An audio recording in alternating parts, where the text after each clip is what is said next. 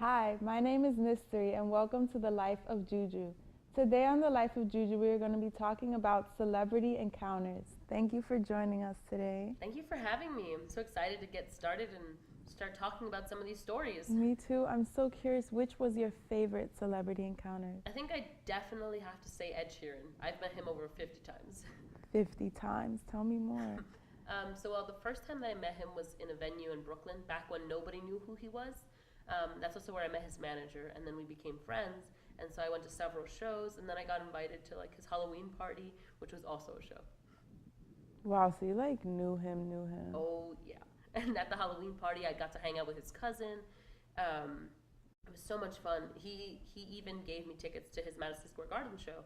And when I went, I met his opening act, which was Tori Kelly, and then I got to sit with his parents. And I think we have some photos of these encounters. Oh, okay. So the first photo is the first time I ever met him. The next photo is me and his cousin at the Halloween party, and the last photo is the week of Madison Square Garden. That's amazing. Now, I really am curious to know, have you ever had any bad encounters? Yes, yes, I have. Shia LaBeouf, Taylor Swift, Harry Styles, except he turned that around pretty quickly. Really? So I want to know about this Harry Styles. Okay, well, I was at a place to meet him, and when he finally came out, there was like five of us, and we had all waited so long because we were promised photos.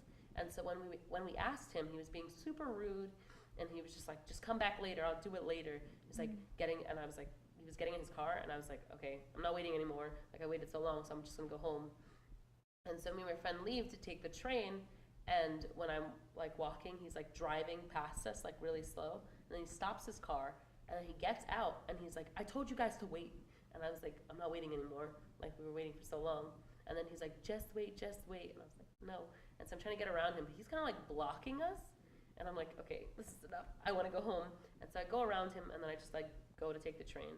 And then one of my friends invited me the next day to Sesame, because One Direction was doing a show there.